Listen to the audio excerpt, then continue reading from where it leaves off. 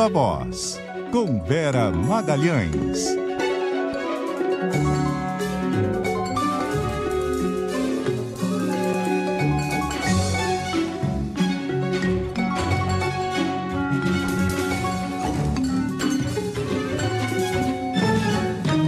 Boa tarde, Vera. Oi, Cássia, boa tarde para você, para os nossos ouvintes, para quem nos assiste nesta segunda-feira. Uma ótima semana a todos. Ô Vera, dando uma olhada aqui no nosso assunto hoje para a conversa, eu me lembrei daquela síndrome que nos acomete a todos nessa época do ano, que é a dezembrite, né? Que pode ser caracterizada aí uma certa melancolia, porque a gente começa a fazer aquele balanço do ano, mas não é só isso. Faz parte da dezembrite também aquela correria para terminar tudo nessa época do ano. Parece que a gente tem que ver todas as pessoas que a gente não viu, que a gente tem que cumprir todas as metas que a gente se colocou no começo do ano. E isso não acontece só com as pessoas físicas, não. Está acontecendo no Congresso, hein, Vera? Uma baita dezembrite por lá, hein? Governo e o Congresso totalmente acometidos dessa síndrome, Cássia, porque deixaram tudo para as 2 últimas semanas do ano. Muita coisa, né? Então, a gente tem uma agenda econômica pesada e também 26, nada menos que 26 indicações para serem votadas no Senado. Entre elas, a importante indicação do ministro Flávio Dino para o Supremo e do Paulo Gonet para chefe do Ministério Público Federal, para Procurador-Geral da República. Então, são 2 indicações de peso e uma série de outras em agências reguladoras, no CAD, na CVM, tem indicação represada a rodo, e aí vai se fazer um esforço concentrado para que elas sejam aprovadas. Na pauta econômica, a coisa fica ainda mais dramática, porque foi deixado para a última semana uma série de medidas das quais depende a meta fiscal do ministro Fernando Haddad para o ano que vem. Como elas ficaram para as últimas semanas, aconteceu aquilo que também sempre acontece, que acontece inclusive com os presentes de Natal em dezembro, ficou tudo mais caro.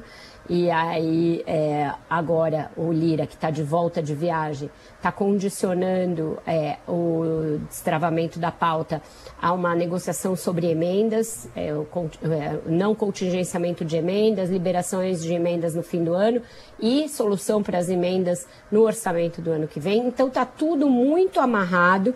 O governo tem de fazer uma série de acenos que o Congresso está esperando, sobretudo em relação às desonerações, e aí não pode ficar para o final da semana, como estão anunciando, como o Randolfo Rodrigues anunciou, tem que ser entre hoje e amanhã, para dar tempo da proposta ser analisada e aí não se derrubar o veto em relação à desoneração na quinta-feira. Então está tudo muito acumulado, tudo uma coisa amarrada na outra, e o governo sem parecer que está com pressa, porque já deveria ter anunciado, por exemplo, qual é essa proposta de acordo, de negociação para o veto do Lula na questão das desonerações, porque isso é chave para destravar todo o resto. Então, esperamos que isso saia nesses 2 dias. Na semana passada eu informei que a proposta que o Haddad imaginou já estava com o presidente, mas ainda não foi tornada pública nem para os senadores e deputados e nem para o resto dos setores da economia que dependem e muito dessa medida. Olha aí, super importante. Agora, Vera, quando a gente dá aquela olhadinha para o lado, vê a situação ali na Argentina, né? A Argentina tem um cenário diferente da gente quando a gente pensa na posse do presidente da República. O presidente não toma posse no começo do ano seguinte à eleição, ele toma posse no mesmo ano. Então, Javier Milei ontem tomou posse, já fez alguns anúncios aí bem polêmicos para dizer o mínimo, então agora pode nepotismo, a irmã dele já está com os 2 pés no governo, já anunciou redução e incorporação de vários ministérios, incluindo pastas importantes, então trabalho está na mesma pasta do Ministério da Mulher, virou tudo Ministério do Capital Humano, tem muita expectativa em relação a um arroxo importante. O que a gente pode já fazer de balanço preliminar em relação ao que está sendo anunciado por lá, Vera? Pois é, Cássia, se aqui está essa correria de fim de ano, lá já é como uma coisa pós-apocalíptica, né? É como se o mundo tivesse acabado e a Argentina tentando ressurgir dos escombros, mas não com alguém disposto a fazer as coisas paulatinas, com alguém que já chegou dizendo que vai promover um choque.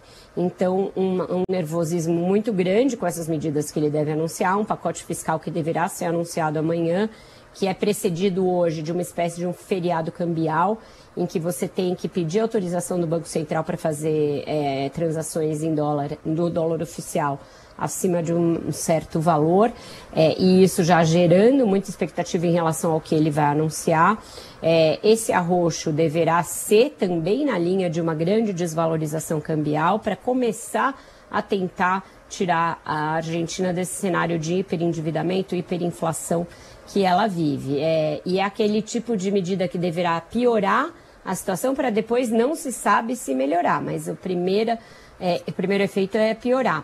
Para a direita mundial, para a direita brasileira, inclusive, que depositou as fichas no Milei, tem aí um grande risco. A Argentina tem vivido desses ciclos de que governos de esquerda e de direita se sucedem sem que nenhum deles consiga resolver o problema.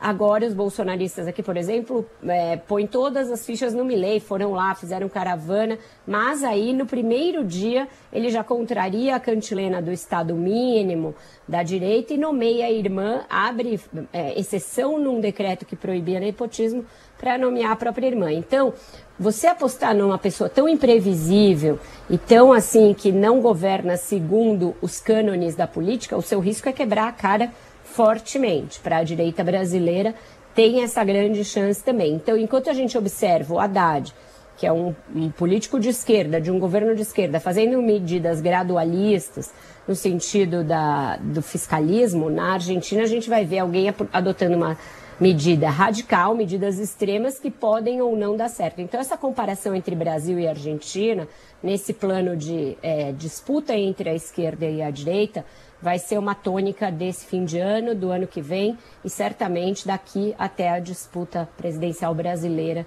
de 2026, Cássia. Vera Magalhães, muito obrigada pela análise. A Vera volta mais tarde na segunda edição do Viva Voz e amanhã novamente aqui no CBN Brasil. Até mais, Vera. Até mais, um ótimo jornal para você. Tchau, tchau. 1h42.